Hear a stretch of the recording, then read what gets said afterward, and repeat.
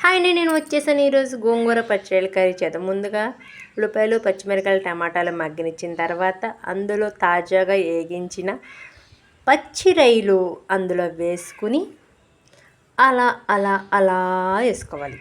ఎలా ఎలా అలా అలా వేసుకొని చూస్తున్నారా వీడియో లేదా? దాన్ని అలా అలా అటు ఇటు కదపాలి.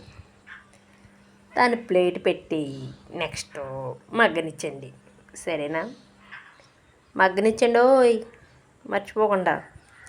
తర్వాత ప్లేట్ తీసి మళ్ళీ అల్లం వెల్లుల్లి పేస్ట్ వేయండి. వేసారా లేదా? వేసిన తర్వాత మళ్ళీ దాన్ని ఏం చేస్తారంటే అందులో కొంచెం కారం వేయండి. కారం వేయమన్నా మీ ఇష్టం వచ్చిన 4-5 చెంచాలు వేసేయకండి. మీరు ఎంత తింటారో అంత వేయండి. వేసిన తర్వాత ఏం చేస్తారో చెప్పనా మరి? తర్వాత గరం మసాలా వేయండి. గరం మసాలా అంటే ఏంటో కాదండి, ఇంట్లో తయారు చేసుకోవాలి. అది మీకు తెలియకపోతే నన్ను అడగండి, నేను మళ్ళీ చేస్తాను ఆ వీడియో. ఓకేనండి? తర్వాత కలుపుకున్న తర్వాత అటు ఇటు ఇటు కలుపుకోండి. సరేనా? కలుపుకున్న తర్వాత ఇంకేం చేస్తారు మీరే చెప్పమంటారు, నేను చెప్పనా? కొన్ని వాటర్ వేసేయండి. ముందు వాటర్ వేసిన తర్వాత దాన్ని ఏం చేస్తారంటే శుభ్రంగా మరగనిచ్చేస్తారా, మరగనిచ్చేయండి. అటు ఇటు మరగనించి కలిపేయండి. అటు ఇటు కలిపేసిన తర్వాత ఇంకేముంటుంది అనుకున్నారా? కూర రెడీ అయిపోయింది అనుకుంటున్నారా?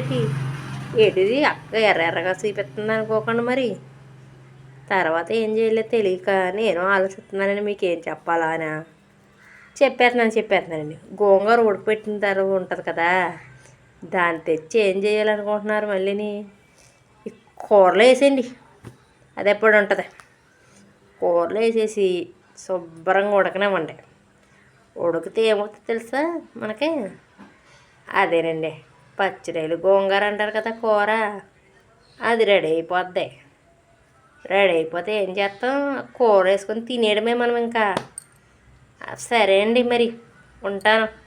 మర్చిపోయారండి, లైక్ చేయండి, సబ్స్క్రైబ్ చేయండి ప్లీజ్ అండి బాబు. కొంచెం కష్టపడి చేస్తున్నాను వీడియోస్. సరే ఉంటాను మరి.